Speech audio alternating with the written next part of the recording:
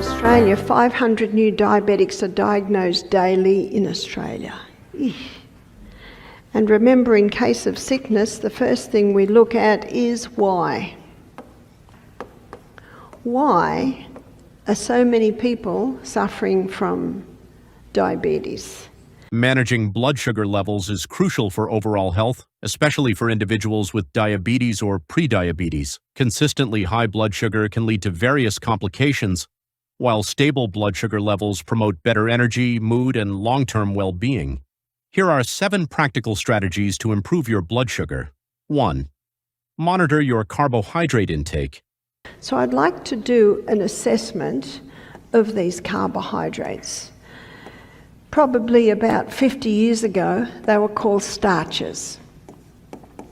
So carbohydrates, what would most people have had for breakfast? Cereal.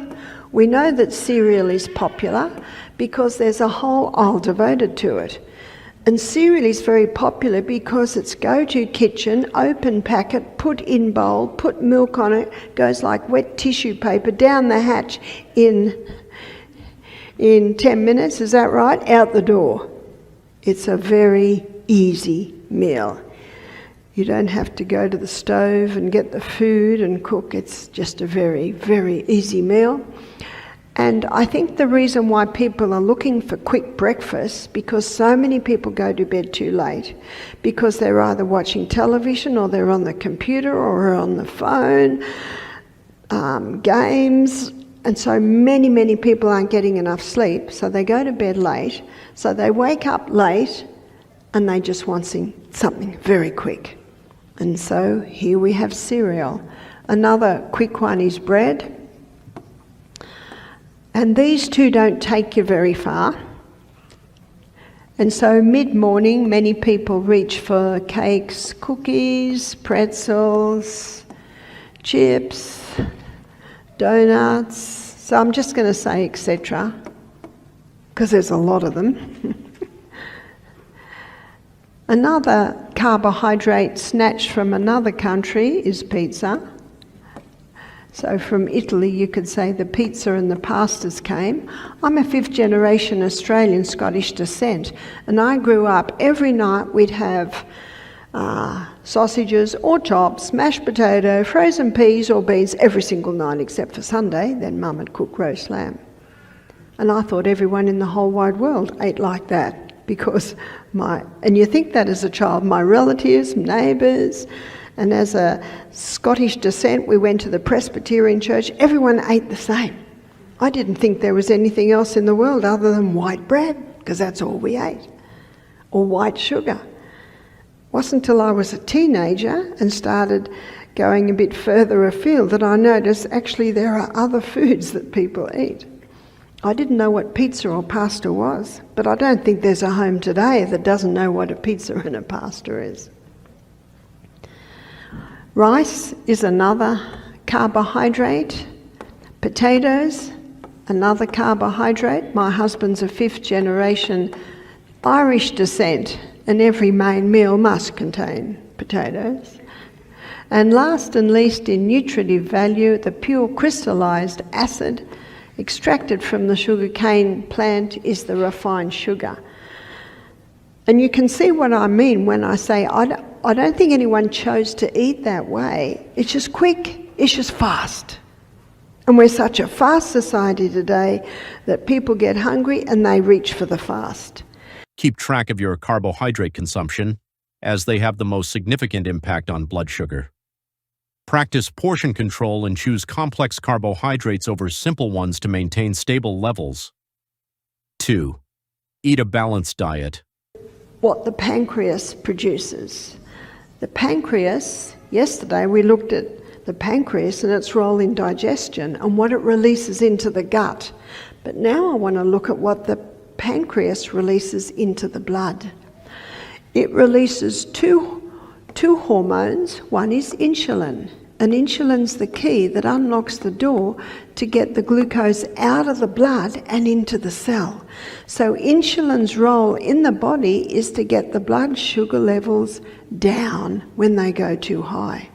And that high carbohydrate diet releases high glucose, and so from the pancreas demands high insulin to get it out of the blood and into the cell. There's another hormone that it produces, and that's glucagon. And glucagon, the other hormone released by the pancreas, gets the blood sugar level up again. So if the blood sugar level goes too low, then the brain says to the pancreas, stop the insulin, release glucagon to get it up again. But when a person's blood sugar level goes low, what do they usually do? Reach for a cup of coffee with 2 teaspoons of sugar, reach for a candy. Will that get it up? Oh yes. Boom, up again. And the brain says, stop the glucagon, release the insulin.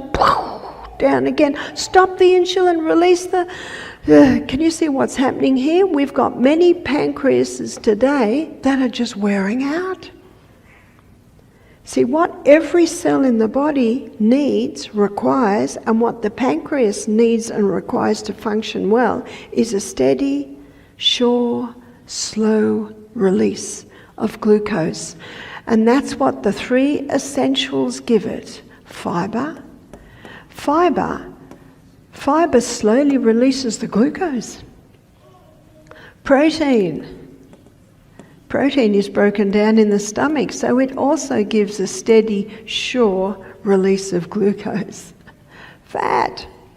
Yes, fat helps to slowly release the glucose.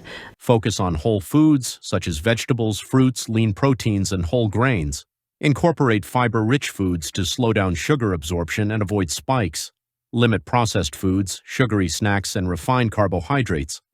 A man said to me, he was in his mid-60s when I saw him at a retreat in Alabama. He said, 20 years ago, when I was in my 40s, I was diagnosed as pre-diabetic, and I was told that if I ate beans every day, lentils or chickpeas or lima beans, etc., I would not get diabetes. So I did, and he said, and I never got diabetes. And you can see why by what I showed you here. It gives a lovely, steady, sure consistency of fuel.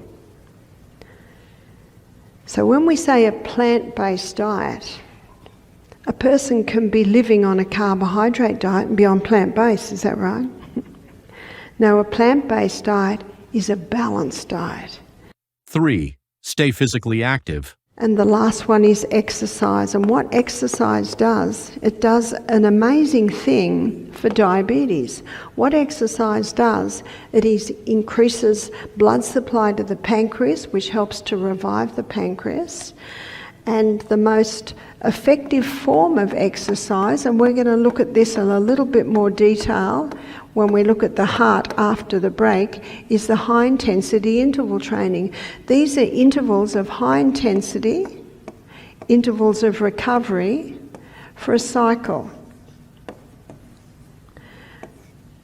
So 30 seconds is what the research shows, high intensity, 90 seconds recovery, done for a cycle of 6. Have you done the maths on that? That's about 15 minutes a day. If you don't have 15 minutes a day, it's time to assess what you do with your time. Start by writing down how much time you're on the computer, how much time you watch television, how much time you're on the phone. That's the first assessment you do. And you will quickly realise that you are spending more than 15 minutes on those devices. Is that right? So you do have time. It is the best insurance policy that you can make. Regular physical activity helps your body use insulin more effectively. Aim for at least 30 minutes of moderate exercise, like walking, cycling, or swimming most days of the week. Resistance training and high-intensity interval training can also improve blood sugar control. 4. Manage stress levels. Chronic stress can elevate blood sugar by releasing stress hormones like cortisol. Incorporate relaxation techniques such as deep breathing, meditation, yoga, or spending time in nature to reduce stress.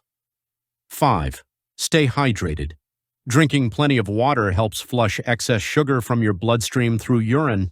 Aim for at least 8 glasses of water daily and avoid sugary drinks that can cause spikes. 6. Get enough sleep. Sleep. We're going to be looking at sleep later in the week, and especially the hours before midnight. The hours before midnight, in fact, at the moment, it's between 9 p.m. and 2 a.m. that melatonin is released. And melatonin is your fix and rejuvenate nighttime hormone. That is the hormone that's responsible for the increase in healing while we sleep. When you lay your body down in bed at night, you know you're laying your body on nature's operating table. So while you sleep, and the release of these hormones, it allows the healing of the pancreas. If you don't go to bed till 2 a.m, you might lay yourself on nature's operating theatre, but the surgeon's left the surgery. The surgeon's only active between it's most active between 9 p.m. and 2 a.m. I used to work in an operating theatre, and you can't work unless you've got your whole team there. So it's between 9 p.m. and 2 a.m. that you've got the whole team there for the surgery on healing the pancreas while you sleep. Poor sleep can disrupt insulin function and lead to higher blood sugar levels. Strive for 7 to 9 hours of quality sleep each night. Establish a regular sleep schedule and create a relaxing bedtime routine. 7. Monitor blood sugar. Regular monitoring helps you understand how your lifestyle choices affect your blood sugar levels. Use a glucose meter or continuous glucose monitor, CGM, as advised by your healthcare provider to track trends and make informed adjustments. Improving blood sugar requires consistency and a proactive approach to lifestyle choices. Small, sustainable changes can have a significant impact on your overall health. Consult with a healthcare professional for personalised advice and to ensure these strategies align with your specific needs.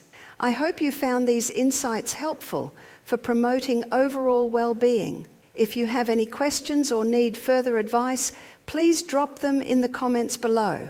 I'm here to help. Remember to like this video, subscribe to our channel for more valuable health tips, and explore our other videos for more ways to enhance your wellness journey. Take care, and see you in the next video.